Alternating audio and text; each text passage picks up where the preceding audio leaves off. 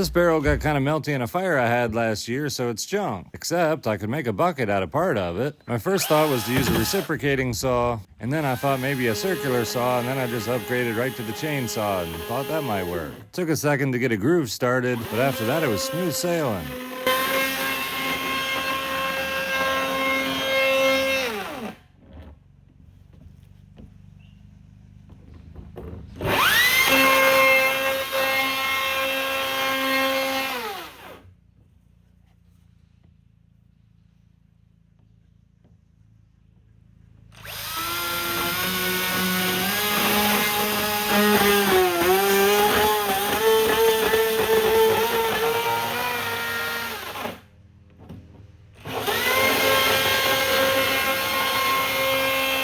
Now I just gotta let the rain rinse out all the old vegetable oil, and I've got a useful bucket on the homestead.